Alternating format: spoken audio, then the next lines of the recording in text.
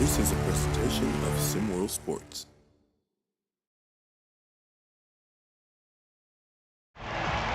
And welcome back to St. Louis for the second game of our doubleheader. We have Seattle and St. Louis squaring off in the second game here of the Gateway Showcase.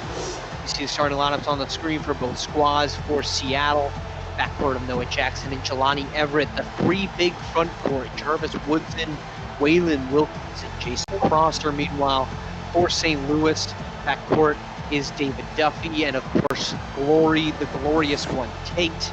At the 3, Senso Ferdinand Harris, and Christian Kelly at the 4, anchored by Dion Pinkney inside. It's been a struggling season so far for Seattle. I'm Marsh. Joined in the booth again is Yells. Yells, any thoughts to your second game of our doubleheader? A massive opportunity for both squads to try to get that first win here of the Gateway Showcase. I'm excited to see some defense starting right out, some more defense. St. Louis is playing essentially at home. And I have to say, man, I root for this St. Louis team a lot. I do. I like their coach. I like Glory Tate.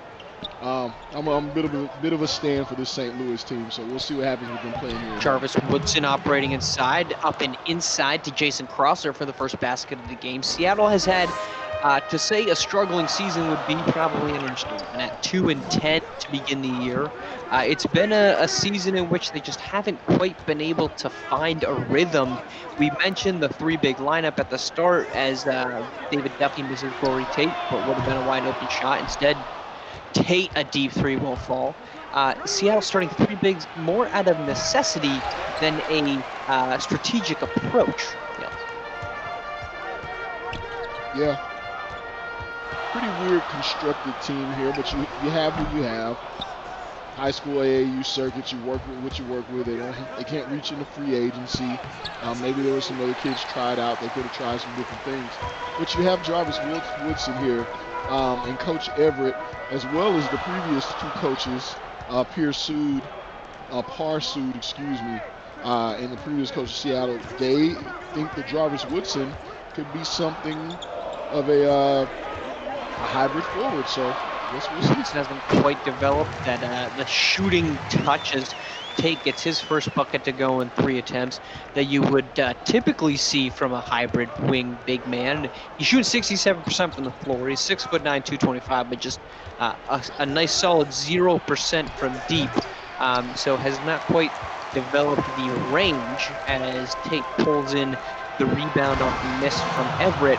Up and inside for the slam is Christian Kelly. Maybe he's more of a Giannis. Maybe he is. Yeah. Certainly be it as the turnover here goes to Tate. Headed the other direction. Driving hard. Had the look in the corner. Instead, a contested shot won't fall, and the rebound goes to Prosser. Headed the opposite direction is Noah Jackson. Jackson, a Villanova commit, and I think the one thing that you look at early on from Jackson is the floor spacing has not quite been there for a guy, and he continues as the attempt from Wilkins is way off, as Jackson still shoots 35% despite that truncated floor around him. Yeah, and that's, like you said, that really shrinks the floor for somebody who's trying to go get their own shot. I have to say I like what I'm seeing here early from Glory Tate working on the block, showing us some post action here to start this game, though. Tate. How's that for some big players, some big action? Well, 6'4" Tate gets his first bucket to go. We'll take a break. We're just 3 minutes in. St. Louis early lead on Seattle, 6-2.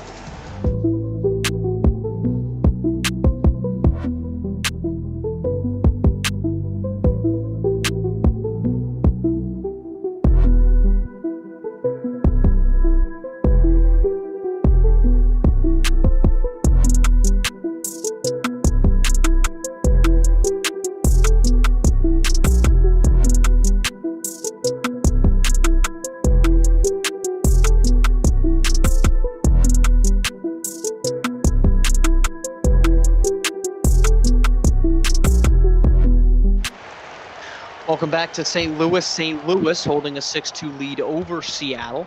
Gateway Showcase opening round game for both squads. We're coming off of what ended up being a competitive first game of our doubleheader. Charlotte falls to Chicago. Chicago led by as many as 19 as the bucket there falls. I believe that was Noah Jackson. Chicago held a 19-point lead in that game. Charlotte got it all the way to 3, but a late 3 from Drake Harvell put that one away. This is our second game of a doubleheader, but it has been a quartet of Gateway Showcase games here on our Cinco de Mayo. Somehow the first reference to the day that is got people out and about, I am sure, as Crosser can't get the follow-up to go on the other round. Yeah, I think we're in for another possible ugly one to start out. These guys don't find their jumpers here early. Seattle not much of a perimeter shooting team, although they have Jason Cross, who can shoot from deep, but he hasn't been unleashed. There's not a lot of spacing, as you've already mentioned, for the Seattle team. Duffy is called for the foul as we get a look at head coach Tomas Kusa. He's got his Seattle team a 6-8, but they've been playing better after a very slow start. I believe it was 0-4 to begin the season. They advanced to the Show Me Classic, also in St. Louis. So it could be a little bit of home cooking that St. Louis needs. This is an opportunity for them to continue to try to turn around. So of course 6-4 after a very slow start. But we talked about it even at that point is Tomas Kusa did a lot of different machinations of his lineups, including starting Glory Tate at the 4. He has shifted away from that quite a bit, and I think we've seen a more diverse squad here for Seattle, or for St. Louis rather. Is those types of, and I think we talked about it early, were those kind of tinkerings with the lineup? Are we seeing the benefit now of that approach? Absolutely, and I think he still has some ways to go here. And you see Taylor Moore going there. That's another key in his cog that he's been able to find through some of his tinkering. And I think a lot of these SimWorld high school coaches here, high school hoops coaches, the ones that have been more successful have been willing to tinker a bit late in games, try some things out, take those L's within a quarter, but make sure that you get a win throughout the course of a game. So, you have to see what works, man.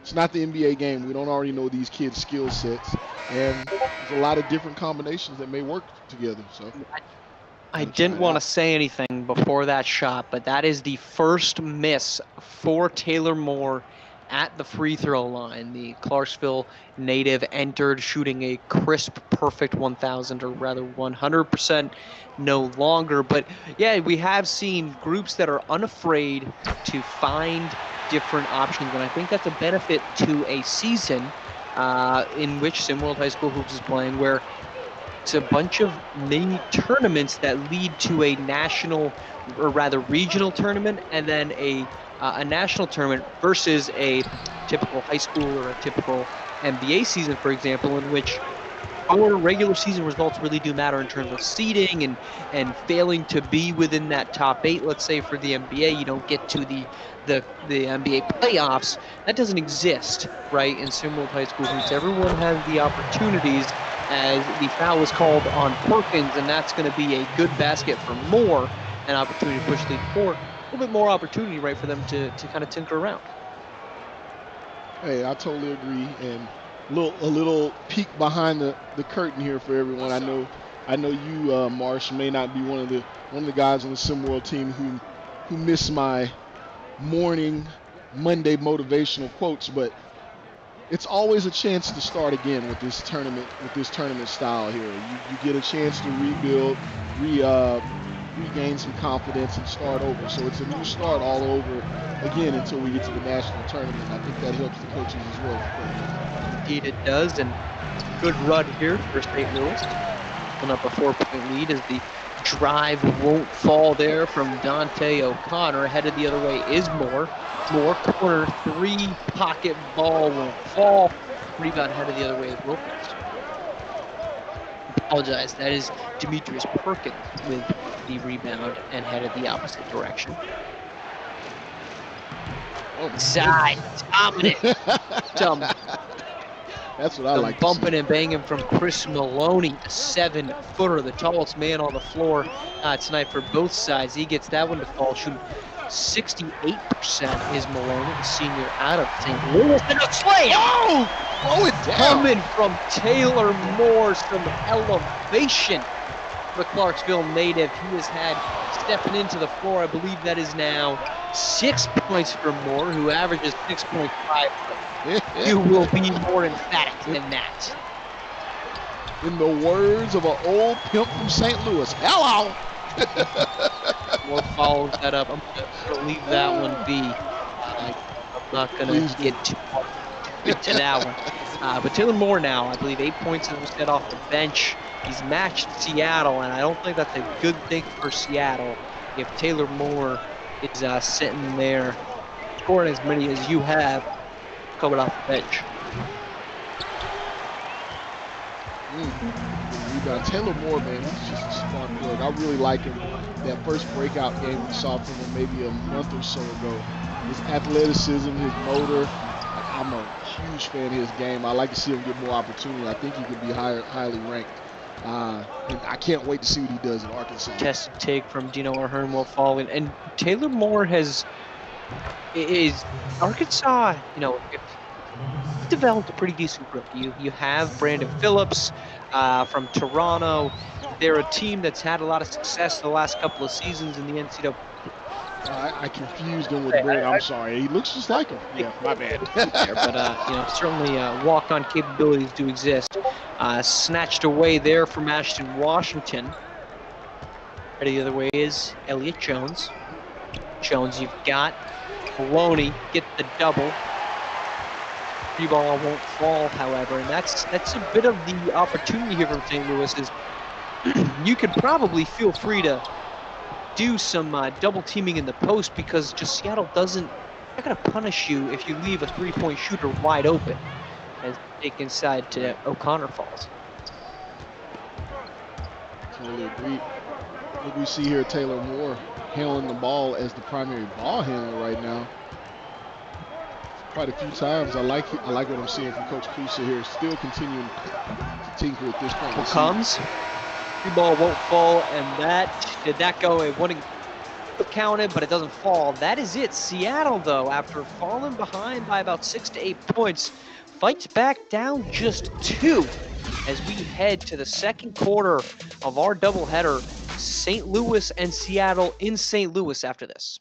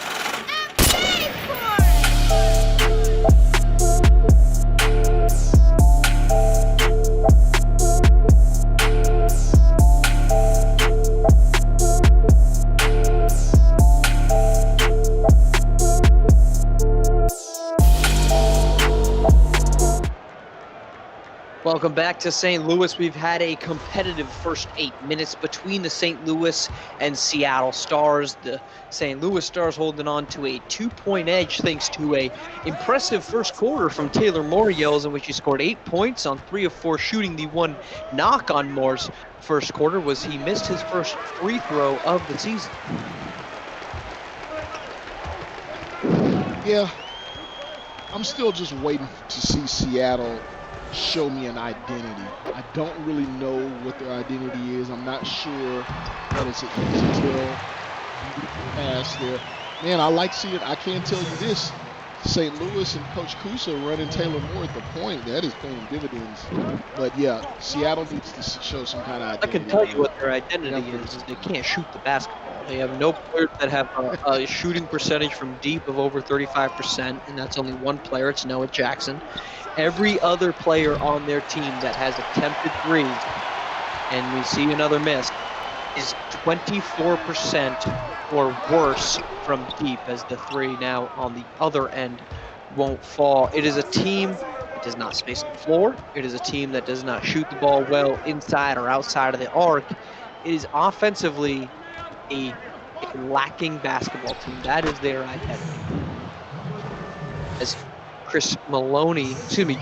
Jason Crosser, I apologize, comes in his first, and this is a great example. Jason Crosser, your starting center, shooting 40% from the floor. For comparison, and surprisingly, actually, on the other end, Dion Pinkney shooting 49%. But if you look at the Dion Pinkney starting center for St. Louis, as St. Louis gets another bucket. Jarvis Woodson shooting 67.9%, also a traditional big, as this one sails out of bounds. Seattle just does not shoot the ball well, regardless of the player on the floor. Yeah, it's early. Look at DeAnthony Malik feeling himself there, little man getting a block. I would get excited too. Malik, 0.3 blocks per game on the season, so few and far between. How many blocks do you average? Why average? Well, I'm not the one playing basketball, so. Yeah. Let that man get excited.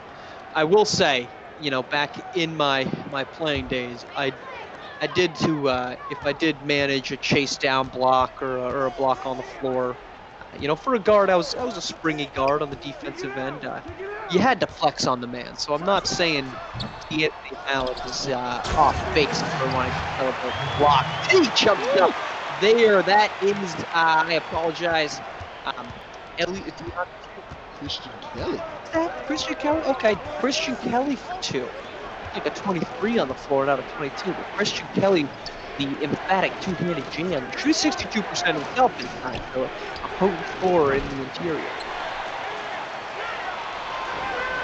2-point attempt from Jackson won't fall. Battle watching what was a 2-point deficit balloon here to 6. The crossover won't fall, but the putback for Christian Kelly does fall, which is the lead to a game-high 8. Yep, this has the potential to get out of hand quick here. Again, misses this one off the hands of Jarvis Woodson, who continues to be 0 for deep from the season. The take, however, won't go. Christian Kelly, the rebound. Tested shot, fall in a 10-point game. It's 6 straight points from Christian Kelly. And St. Louis has a 10-point lead over Seattle. What was a competitive game run, now teetering on the edge of the early signs of a blowout. Hey, I'm rooting for him. And as I said, one of the things that we've seen in St. Louis here, we haven't said Glory Tate's name much, but offensively, as bad as they looked earlier in the season offensively, they seem to find some confidence here. I mean, as can be seen by these last, 3 Christian Kelly buckets? 3. Go ahead. No, you go ahead.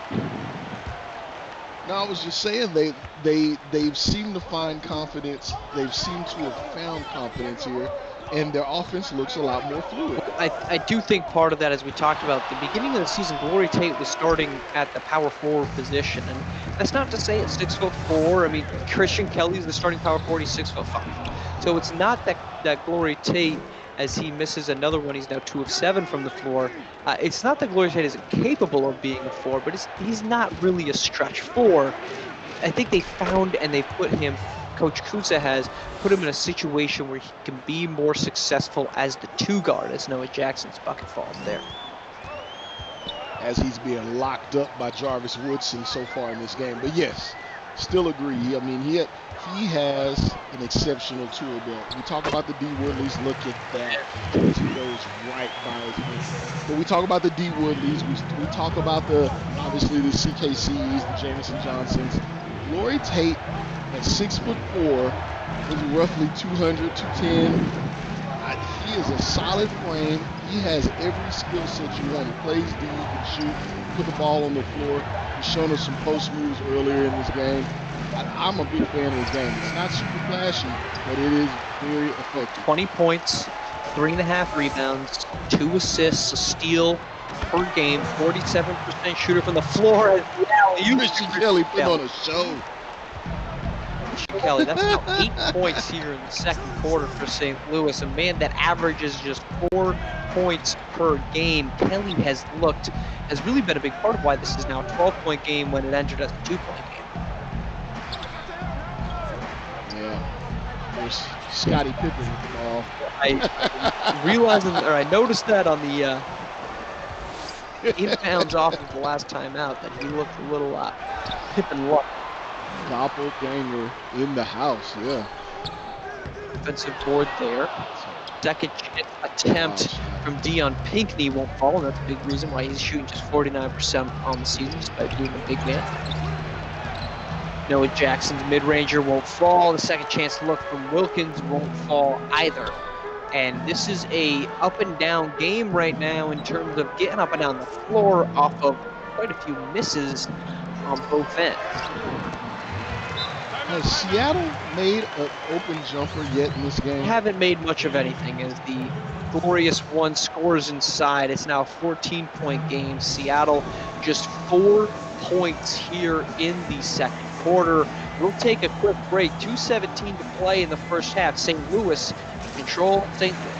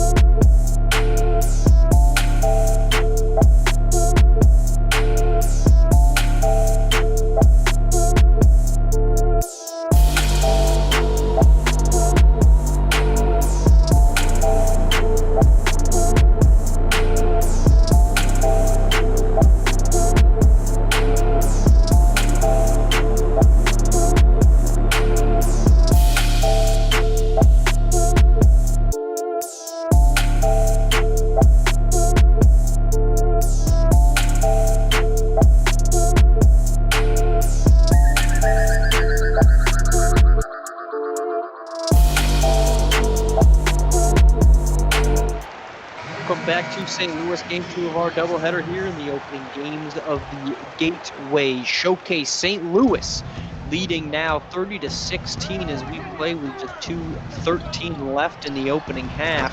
It's been a much more dominant St. Louis second half, although Seattle answers the bell there. Jarvis Woodson just his first basket on 3 attempts, the 15th ranked player overall. And you mentioned this in the first half, quite a few bigs in the top 50 in the class of 2022 from a man from our rankings guru, Big Bob.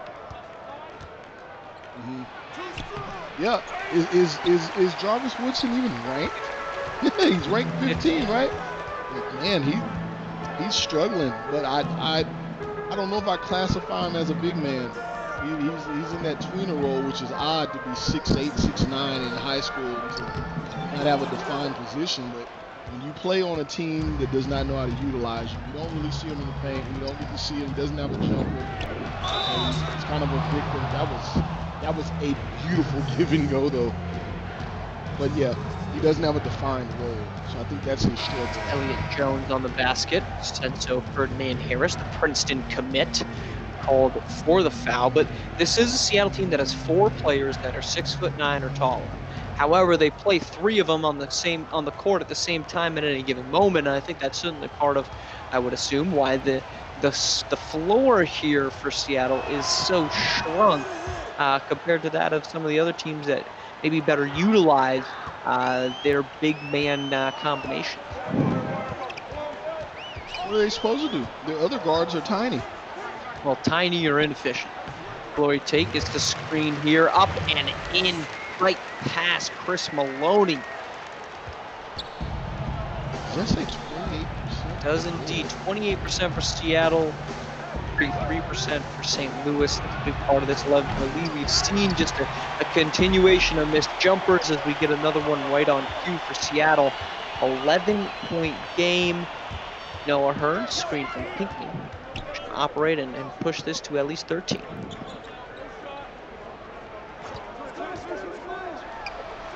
Taylor Moore running the point again. 3. Looks for his own fall. shot. He's playing a little Tyler Hero-like on the floor right now for St. Louis. So with the ball, step back. Did you think it was going in, Marsh? Tested shot will fall from Dino or Hearn. You might have liked to see them hold for the last shot, but the bucket counts regardless. 13-point game. Verdi Jones at the buzzer, unsurprisingly won't fall. It's a 13-point St. Louis lead as we head to halftime. A dominant second quarter for St. Louis. We'll be back.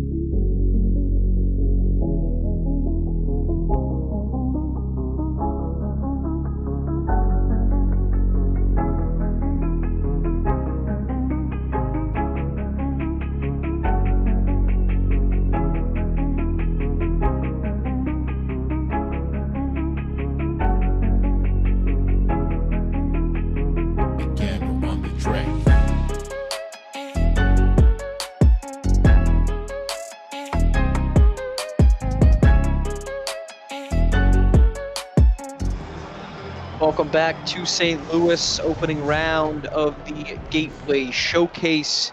St. Louis on top 34-21, scoring 20 points in the second quarter compared to Seattle's 9. That's a reason for this 13-point lead. Trying to add to it, they can't get that one to fall from Noah Jackson. And the first triple of the game for Seattle. Mason Crosser buries the triple. 10-point game, but Roniel, as we look to the second half, what are you looking for from both sides of the floor? Some made buckets from Seattle. A miracle from Seattle. And for St. Louis to just say, hey, let's let them back in the game. Aside from that, I don't know what happens here. Seattle, we're seeing a good start here from the third quarter. I mean, I would say this first 52 seconds of this third quarter is more effective offense than we've seen from them for the entire first half. But Can they sustain that? Can they hit another jumper just to even get St. Louis to defend on the perimeter? That's the challenge. 5-2 run will probably be the best that we can give them right now, as Benin won't fall. Rebound headed the other way is Waylon Wilkins, up to Noah Jackson. Jackson, who has been defended from Glory Tate this afternoon, and we've seen an efficient game, although Tate Wait is a hit minute. by Jarvis Woodson. And he's able to do that. Maybe if he gets the ball in more positions to do that, maybe they can get back in this game. He can put the ball on the floor. He's strong. He's 6'9". 6'9", 220, 225. Get him in position to be effective. I have to imagine at the next level we'll see a much more the bucket falls there from Deion Pinckney leads to a Seattle timeout. I think Jarvis Woodson, who's headed to UCLA, he'll be joined by J.J. Ortega. He'll be joined by Legero Carroll. He'll be joined by Jalen Snow. Those are three guys that shoot the ball exceptionally well from deep, athletic, guards and wings. I think that Tyson Campbell. Let's not forget Tyson Campbell. We will see that. He's going to get the ball. He's going to get the ball, Marshall, at UCLA. You're correct. He's going to get the ball, but he's also, I would imagine, going to get better, more efficient looks than the ones he's gotten. And he's doing a great job shooting 68% from the floor. It's not as if Jarvis Woodson is some schmuck on either end of the floor. He's just not surrounded by talent that probably puts him in a position to succeed, as we see them this year from Noah Jackson. You see a forced jumper there where they could have run some more offense. Well, a forced jumper doesn't matter for Glory Tate as he buries that three. The lead is back to 13, and any potential gains Seattle might have been finding quickly disappearing, although on the other end, the quick take from Noah Jackson and one to the foul on Glory Tate. And another player, Noah Jackson, Villanova bound, likely to be put in a situation on the next level in which he can more better floor spacing and more opportunities for him to showcase his capabilities. He's got to showcase those clean Converse he has on. I wonder if they're going to let him rock the yellow shoes down there. Well, I would, with Jay Wright previously at the helm, I would imagine not. But who knows what will happen now with Jay Wright's retirement. 10-point game. As we look, we've got 4 ranked recruits here in the top 50, both the senior and junior classes, 22 and 23. If you had to project out to the future between Tate, McDuffie, Jarvis Woodson, Noah Jackson, which of those 4 players would you put your money on having the best career in the game of basketball, if not the NBA, as the bucket falls on cue for Duffy? It's easy. It's easy. It's glorious. 3 big. Yeah, it's easy. I'm going Glory. I'm going Glory Tate. I'm a fan of his frame. I like how he plays the game. You don't see him take terrible shots. He's a smart basketball player. He's a 5'12" athlete. What more can I say, man? He does everything on the court you want to do. Just look at the game we're watching right now. Obviously, Seattle struggling to get their own bucket. This game is felt greatly in hand. Woo. This game is felt greatly in hand by St. Louis as Seattle struggles. But all that aside, Glory Tate, right up there with one of the leading scorers for his team, if not the leading scorer. I have to check the stats there. But he's playing within the flow of the offense. That's what you want, right?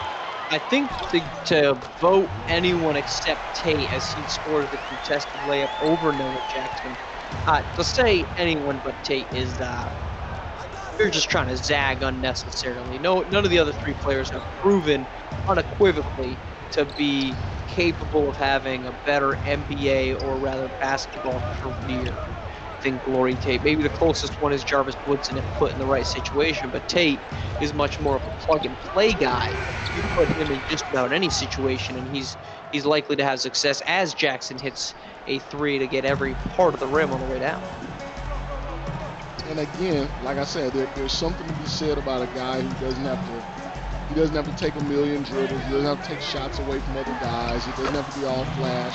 It's just, hey, oh, didn't know he had 20 points, right? Like there's something to be said about getting yours in the flow of a game and getting timely buckets, and that's what I love about He his may game. not be one to hit you with a highlight dunk, a incredible step back three, or dribble moves that leaves his defender either on the ground or searching for where he ends up. But you're right, he will show up, and before you know it, he's filled the stat sheet as he does. He's beginning to do here tonight. But as the alley-oop slam falls, he does. Man, Christian Kelly, does he have springs under there? This kid, how big was he? 6'5"? What are they feeding people in Olathe, Kansas? Is that how you say that? Good Lord, this guy's got some legs. The up and under shot falls here for Noah Jackson. He has 14, but doing it on 8 of 17 shots. So tough to credit him. Although, you know, again, 8 should be your one. He's your vote. He's the best guy. If we have to now go second tier between Duffy, Woodson, Jackson, who would you take there, Maru? Still easy. I'm going Woodson. Woodson's got the size. He's got a few different skills there. Worst case scenario, once he gets to the big leagues, he's playing defense. So I like Jarvis Woodson. He's mobile. I think I would actually defer on or deter from that one, and actually I think I would probably go Jackson as the better second option if Tate is off the board. If you're drafting your team of these 4 players and just wide open, Christian Kelly though in a bucket. Keep it up. It may be Christian Kelly. Good Lord. You know, Christian Kelly, maybe it's the hair speaking to me. He's giving me some flashes of Kelly Oubre. You know, he'll move off ball, springy athlete, not a good shooter. And in Christian Kelly's situation, 0 made threes this season, but the right system can find his way into some decent buckets. Anybody can find a jumper with this high school look. That's an excellent block. That's excellent. They're not taking their foot off the break here. I hope they're not break. I think Seattle break. Yeah, they don't need to keep playing here.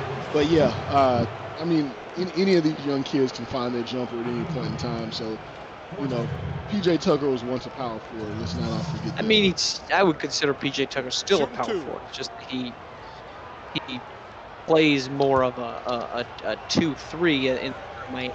Yeah, what I'm saying is he played at University of Texas. He played center power forward, meaning he never stepped outside of 3-point line. That became his game in Phoenix. He played the 2 guard in Phoenix, so that was where they needed him to play offensively. They needed him to develop a corner 3. So that's all I'm really getting at there.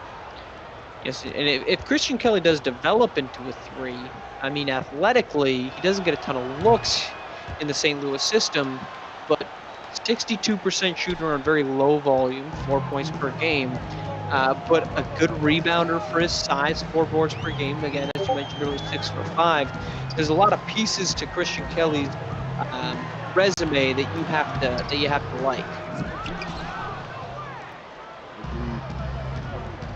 I like this Maloney kid. You don't have too many 7-footers in the senior high school. Maybe he should be getting more run. He needs impact shots while 6.3 points, 5.3 boards. Maloney, as you mentioned, the 7-footer, where especially at the high school level, and this would probably be a decent matchup for him, in which Deion Pinckney, the biggest man on the St. Louis floor, 6'9". The next closest is Ashton Washington, who comes off the bench at 6'7". You would think that Maloney would have opportunities to succeed, and we've seen Jarvis Woodson having opportunities to succeed at 6'9". Similarly, where he can just overwhelm smaller defenders because of his size and athleticism. Foot speed, though. The foot speed and the shot making. That's why everybody loves it these days. That's why this is a guard-oriented sport at this point. You got to be able to dribble, pass, and shoot. Can't do those things. Size no longer matters. Second free throw up and in. 15-point game here. Seattle trying to hang around, though. They haven't shown the signs of life that would indicate a rally all the way back is in the cards. Pinckney now going to work on Maloney, but he finds Taylor Moore off ball movement from Moore. Another bucket, and we've seen St. Louis start to find some comfort. 71% here in the 7 minutes of the second half, 50% in the second quarter as a whole. Much more dominant game now that Seattle's defense starting to show cracks, and the deep three there just never really had a shot. Yeah, you see the reserves in. And Murray does not stop. Owens headed the other way on the steal. Forte trying to get to the hoop. Cruises in for the layup with 32.8 to play. An opportunity for an 2-for-1 rather for Seattle here to close out the third. Duffy. Screen from Pinckney. Finds Pinckney on the perimeter. Back up. A little shocked that this is only a 13-point game, to be quite honest.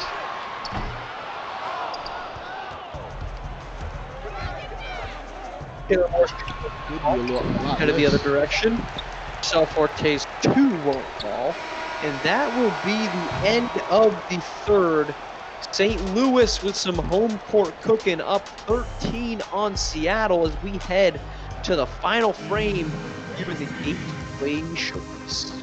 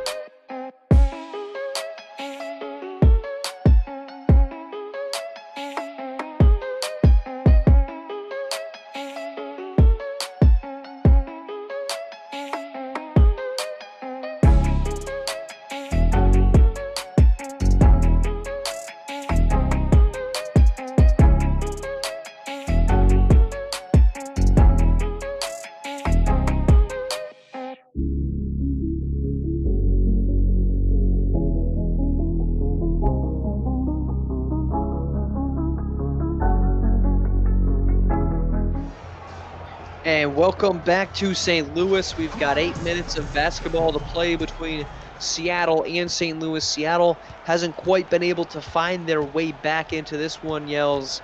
They've struggled to shoot from deep. I think just one made three as we head to the fourth quarter. Is there any opportunity here for Seattle to make a comeback?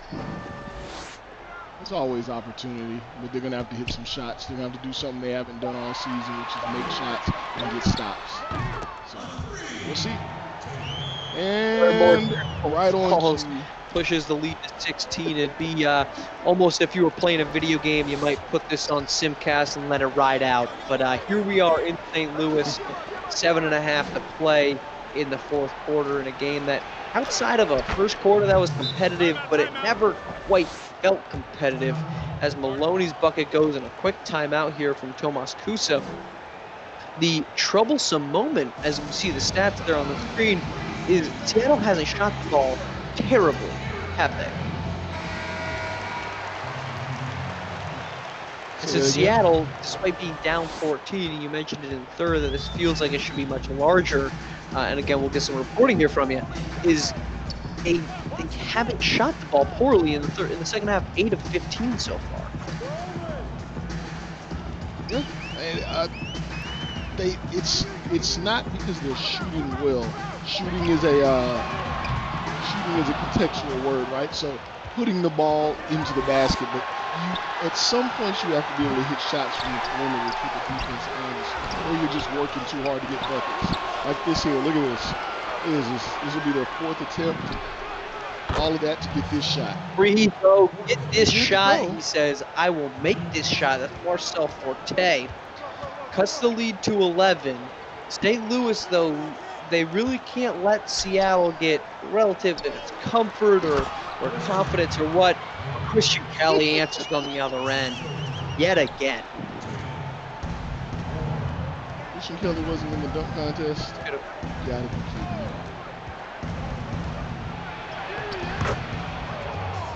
With Jackson drives right past Taylor Moore for 2. Back to an 11-point game. He's shooting. He has 16 points, but he's going to walk away at an inefficient 16 points as he has really struggled to consistently make baskets. But again, goes to the point. Who else? What other options, right? Does Seattle have? To get some stops. That's the option. Get some stops. Let your defense spur your offense. You're scrambling around. It's hard to match up. It just makes it. Seattle is by far and away the worst win-loss record team here in SimWorld Sports. 2 wins on the season. No other team has fewer than 4. And I know that's just 2 wins, but in a season in which you play around 20 to 30 games, that certainly is a difference. Although David Duffy drives right past Noah Jackson for the basket to push it back to 13, and certainly there's a reason. Seattle has not been able to find their way into games, but I say this to ask, if you're St. Louis, is a game that's been competitive for Seattle's standards a disappointment if you're St. Louis? No, I think a win's a win. It's not like St. Louis has been playing on high gear here. Look at that, they just run a simple pick and roll and get whatever they want. So they're trying things out. We've seen Tomas Kusa playing Taylor Moore at point guard. We don't see Glory Tate on the court right now. We've seen Christian Kelly getting the chance to shine. This has been experimental for St. Louis, so I don't think there's any concerns at all. Forte. Corner 3 from Jackson will fall. Rebound Moore headed the other way. Inside to Pinckney for the easy basket. It's back to 15. It's been a game that's felt like it's been a 15-point game basically since the second quarter. Yeah, it's probably going to get worse. What's the food of choice here in St. Louis? Where are we eating, Marsh? I have never been to St. Louis prior to this visit, so your guess is as good as mine. We're gonna get something to drink. I may start a little early here. Budweiser, Anheuser, Busch. Oh no, I'm gonna need something a little heavier. I'm gonna need the bourbon. Heavy beer man.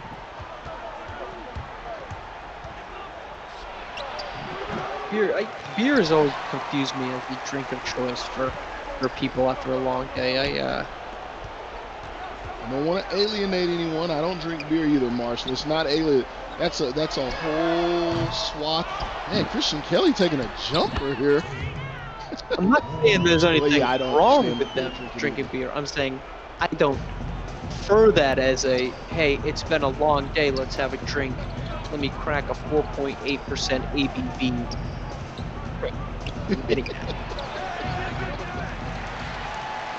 Touche, sir. I didn't say I disagree. I'm not a fan of beer, to be totally fair.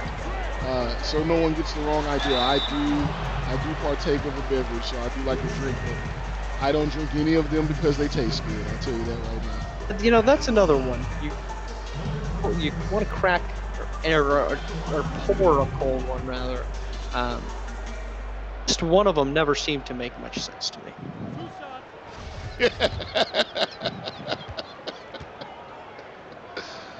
Learning a lot about you here, Marsh. Learning a lot. Got to kill the airtime somehow. David Duffy's first free throw goes. 18-point game now. 2.5 to play here in the fourth. St. Louis all but decided they'll go to 1-0 on the tournament here for the Gateway Showcase Open. We begin to take a look ahead to the next couple games of the Gateway Showcase, and our streaming schedule will continue to ramp up in the coming days, and we'll get to that schedule just as soon as we can. Timeout called, though, from Seattle. They'll try to draw up some type of miracle at this point to make their way back into it. As we do look ahead, matchups tomorrow, non-tournament related, of course, will be Dallas and Washington, an opportunity at 11 a.m.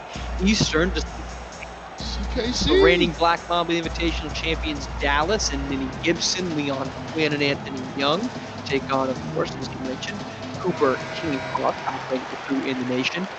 Second game of the doubleheader, the struggling Bryson Summers and takes on Freddie Stonewall and Atlanta. They've also had some struggles as of late. That'll be a 2:30 tip. But we're back in St. Louis on Monday for St. Louis and Gulf Coast Select. D. Woodley. Put up 29 today. He said, hey, don't forget about me, guys. And that does mean, of course, the only one of Glory Tate and D. Woodley will be advancing to the second round and the semifinals of the Gateway Showcase. Chicago will be in action after getting a victory in the first game of their tournament. They beat Charlotte earlier today. They'll get a matchup with Midwest Select. That'll tip off at 11:30 a.m. as a foul here is called on Glory Tate. And then Donald, do-it-yourself, Ifedi, DIY, yeah. That's my guy, man. You couldn't tell. Detroit and Mountain West Select will be your 2 p.m. tip-off on Monday before Los Angeles and Southeast Select wrap things up. Looking at previous matchups, we had a pair of games before we hit the prime time tonight. Miami beat Detroit and Los Angeles beat Indianapolis. So a big opportunity. A win from Los Angeles moves them past Southeast Select. Detroit needing a win over Mountain West Select to advance, and of course the winner of Chicago and Midwest Select moving on, or excuse me, St. Louis and Gulf Coast Select moving on. Gulf Coast Select's win actually earlier today was not in the Gateway Showcase. Throws here, second one will fall, cuts it down to a 15-point game. But those will be your matchups. So we'll have a couple live feeds tomorrow, beginning at 11 a.m. before a weekend off to enjoy the NBA calendar before we're back at it on May 9th for 4 Gateway Showcase matchups. Of course, Tuesday at 10th, we're back on live stream. Africa and Youth Stars, Game 1, and New York and West Coast Select. The juggernaut that is the New York Stars. Back. I'm looking forward to that one, Marsh. Something tells me West Coast. Everybody's been playing New York really hard as of late, but something tells me West Coast is really up for this game. And I don't want to sleep on that first game. Africa Select against the Houston Stars playing at SimWorld Center in Houston.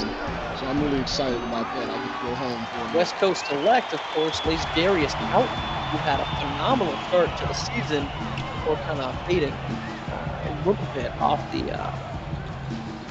primetime stage. Hey, Marsh, so I feel a Seattle comeback. I feel a 17-0 run here. I think you're feeling the early sign of the alcohol you've been drinking. Basket falls to Charlotte for 2-point game with 1 minute to play. Big thanks to our sponsors, Powerade, for keeping us hydrated. Roniel will be needing that before too long here, I'm sure. And Adidas, our on-court sponsors. So thank you to both of our sponsors. And appreciate the viewers coming out today, both in person here in St. Louis and, of course, online. At least the first matchup was exciting. Second matchup has been more of a showcase for St. Louis at home in the opening day of the Gateway Showcase. An entertaining day, to say the least. Yeah. Didn't close so well, but we got to see the Stars, got to see some Glory Tate, got to find out about a young man named Christian Kelly. That's what high school basketball is all about. There's always someone you hadn't heard of, and this guy has pogo sticks for legs. Really glad I got to see that tonight. Rebound here heads the other way for St. Louis, and that will be the final score, 74-61, St. Louis over Seattle. For all my partner in the booth, Yells, as well as doing double duty as a producer. I've been Marsh. It's been a pleasure having the afternoon of Cinco de Mayo with everybody. Have a safe and enjoyable night. Bye, Mom. Bye, Mom.